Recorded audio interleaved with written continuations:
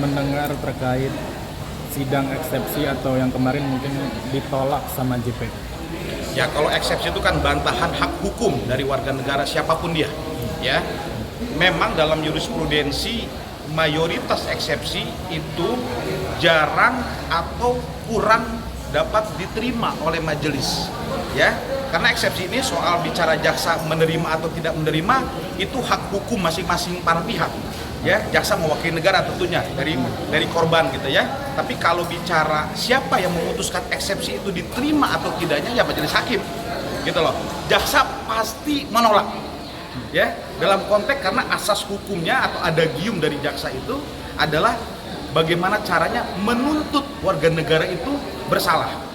Otomatis ketika ada sanggahan yang dilakukan oleh pihak penasihat hukum dan atau terdakwa, adagium dasarnya itu cara berpikirnya udah pasti dia menolak ya. Tapi kan kembali kepada pihak majelis hakim yang akan memeriksa dan memimpin perkara untuk dapat memutuskan nanti apakah diterima eksepsinya atau tidak.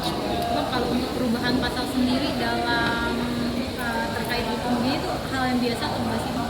Sebetulnya gini, mengenai perubahan pasal ini menjadi hal yang kritikal maksudnya saya, critical point, karena proses BAP dari penyidikan ya dalam KUHP dan juga manajemen penyelidikan dan penyidikan di Perkap ya, dan atau dalam peraturan jaksa secara umum dan internal ya, perubahan pasal ini tidak terjadi umum ya. Tandanya apa? Ada ketidaksiapan dari pihak penyidik pindah ke tahap 2 di kejaksaan, kan jaksanya memeriksa. Seharusnya dalam proses sebelum persidangan dilimpahkan ke pengadilan, jaksa itu memastikan dulu. Ini kan tandanya, mohon maaf ya, kalau dari kami posisi sebagai praktisi hukum atau advokat, ini celah ya, dan celah itu luff gitu loh. Itu ada teorinya bagaimana kita memasukkan celah itu untuk menguntungkan dan atau menjaga hak hukum dari pihak terdakwa. Dan jujur ketika ada berita seperti itu, yang paling diuntungkan adalah pihak terdakwa NM seperti itu. Itu aja poinnya. Tapi memang wajar ya, Bang, ketika di penyidikan ini sampai akhirnya ke tangan jaksa itu ada perubahan. Kalau tahap 1 ke tahap 2 ada perubahan, is oke. Karena masih dalam penyidikan di internal penegak hukum APH. Tentunya ini sah-sah saja ketika semua dilakukan berita acara. Gitu loh. Karena kan nanti didakwa di jaksa. Persiapan dakwaan ini dan sampai tuntutan harus sesuai. Kalau tidak kan mohon maaf ya, kita bisa melihat nih, menimbang kenapa kok akhirnya jaksa merubah pasal itu. Kan ini ada masalah. Tandanya ada ketidaksiapan dan kepercayaan diri untuk mendakwa warga negara. Nah, ini poin celah untuk bagi pihak terdakwa. Oke Bang, kemarin kan juga berbarengan dengan mediasi uang prestasinya Nikita ya kan, dan menyatakan di situ deadlock akhirnya ya kan, mungkin tidak ditemukan titik temu, dan dikatakan dari pihak DRG sendiri kalau mediasi itu bukan perdebatan, tapi nyatanya disaksikan seperti perdebatan. Ini mungkin Abang bisa menanggapi seperti apa sih sebenarnya mediasi itu? Mediasi dalam perkara hukum perdata khusus itu sesuai dengan Perma nomor 1 ya. Tentunya mediasi ini adalah ikhtiar negara menyelesaikan perkara-perkara hukum warga negara di Indonesia itu tidak sampai lanjut sampai proses pokok perkara, agar memastikan asas kepastian hukum, agar juga menjadikan asas efisiensi efektif, cepat, sederhana. Itu adalah asas negara dan itu tugas negara. Makanya ruang mediasi ini diharapkan bisa menyelesaikan perkara perdamaian, dading akhirnya. Apa produk dari perdamaian mediasi tadi? Itu akta dading yang diputuskan oleh majelis hakim. Mediasi itu ada tahapannya, ya. Masing-masing para pihak menyiapkan resume yang di luar gugatan. Agar apa? Ketemu titiknya, ya. Apakah ini bisa disamakan keinginan, kehendak dari pihak tergugat ataupun keinginan dari pihak penggugat. Ketika ketemu resumenya oleh hakim mediator non hakim misalkan ya, atau mediator, tentunya ini akan menjadi kesepakatan bersama. Tapi kan senyatanya kita sudah bisa duga lah ya, mediasi ini sebenarnya adalah sarana yang kita ingin buktikan oleh pihak NM. Kalau menurut saya seperti itu pandangan. Kalau dalam hal ini Bang, kasus pemerasan ini dengan berjalannya juga ada gugatan perdatanya juga, itu berjalan beriringan itu bisa, atau memang harus satu dulu dihentikan menyelesaikan satu itu, atau seperti apa? Dalam peraturan Mahkamah Agung dalam internal itu memang ada aturannya, Mbak. Ya, tapi aturan itu harus kita lihat secara mulai waktu terjadinya proses hukum. Karena ada dalam peraturan Mahkamah Agung sebagai dasar hukum. Bila mana perkara 2 dijalankan perkara perdata dan pidana, singkatnya itu harus ditahan dulu. Misalkan perdata masuk duluan, lalu ada laporan pidana, maka pidana itu di dalam peraturan Mahkamah Agung internalnya dia agar ditahan dulu yang pidananya. Jadi selesaikan dulu sampai perdata. Tapi kan ini sifatnya tidak eksekutorial kepada pihak APH. Jadi Mahkamah Agung selaku lembaga tinggi peradilan itu meminta kepada APH di luar Mahkamah Agung. Apa? Penyidik, Polri kan, jaksa, ya, itu agar ketika ada perkara yang sama dalam subjek hukum dan objek hukum yang sama, beriringan pidana dan perdata, ternyata perdatanya duluan, maka pidananya ditahan dulu. Paham ya? Agar menjadi kepastian hukum ini muncul asas kepastian hukumnya. Pertanyaannya, waktu perdata dan pidananya pihak NM itu kan nggak sama. Oke? Kan pidana dulu masuk. Maka kalau bicara peraturan Mahkamah Agung, hal ini tidak berlaku. Jadi tetap berjalan linear.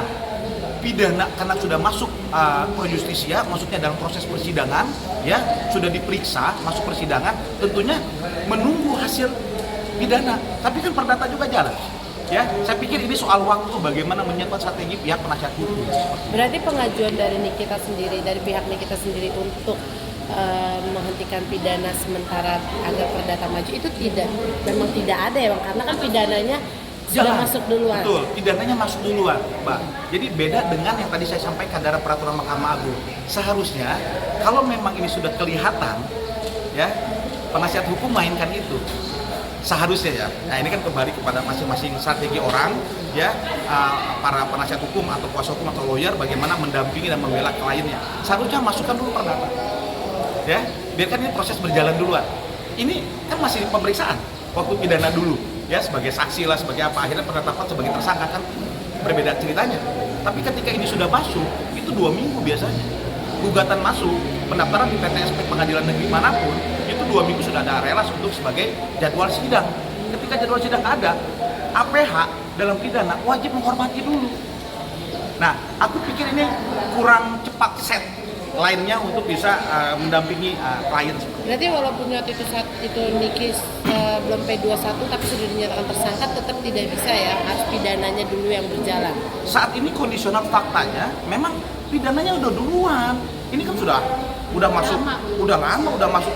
Sekarang kan tinggal apa nih? 4 bulan. Iya, udah masuk pidana proses persidangan, kan nanti pembuktian saksi. Kan ini kita harus menghormati persidangan. Perdatanya baru setelah itu. Nah, ini telat set line kalau menurut saya. Jadi kita dalam konteks kepastian hukum, perkara yang sudah berjalan itu wajib kita menunggu memberikan kepastian hukumnya, gitu loh. Dalam hal ini pidananya NM seperti itu. Oke Bang, menurut Abang nanti perdatanya sendiri akan NO atau seperti apa nih? Mungkin kan cukup agak alat ya, kemarin mediasinya aja agak berdebat gitu kan, akhirnya akan mulai persidangan.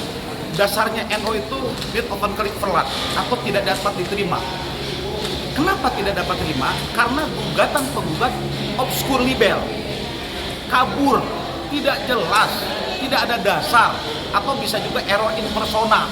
Apa error in persona itu? Artinya salah subjek hukum. Pertanyaannya, apa isi gugatan pihak NM? Ya, kalau ternyata gugatan pihak NM ini dapat memastikan dalil dan dalihnya ini adalah one prestasi, buktikan. Maka saya melihat ini dari awal tidak akan pernah terjadi mediasi. Kenapa? Logika normalnya pidananya sudah jalan. Maka pihak korban tanda kutip tadi dan atau tergugat di perdata akan mempertahankan hak hukumnya, dan itu sah secara hukum negara. Pertanyaannya, bagaimana formula penasihat hukum NF ini memastikan gugatan itu utuh dan jelas, agar bisa memastikan dan membuktikan nanti dalil dan dalilnya di perdata bahwasanya apa yang disangka dalam peristiwa hukum di pidananya itu adalah perdata. Oke, bukan adanya pemerasan. Ingat loh, pernah bisa sampaikan di media yang lalu, penyidik dan akhirnya jaksa itu menetapkan pemerasan TPPU sebagai predicate crime. Apa artinya? Kalau pemerasan tidak terbukti, TPPU-nya tidak terbukti. Saya melihat ini, ya masing-masing sekali lagi ya, kita punya pendapat hukum dari praktisi hukum, siapapun silakan saja. Tapi dalam pandangan pribadi saya, ini terlalu dipaksakan memasukkan pasal TPPU-nya. Kalau menurut pandangan saya, ya ada sesuatu kenapa dipaksakan masuk TPPU-nya dan TPPU-nya digabungkan. Ini berbeda, Mbak. Kalau pemerasannya dulu, kemudian masuk tahap 2 atau saat naik sidik, ya ditetapkan tersangka, kan ada pemeriksaan BAP lagi. Seharusnya itu baru dinaikkan. Jadi terpisah.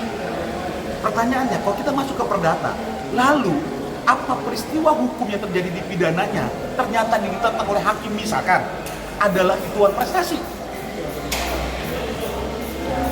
Gimana ayo? Hah? Ini bolanya di siapa? Ada di DNN. Makanya saya lihat ini kita harus menguji dengan baik secara teori hukum. Ya.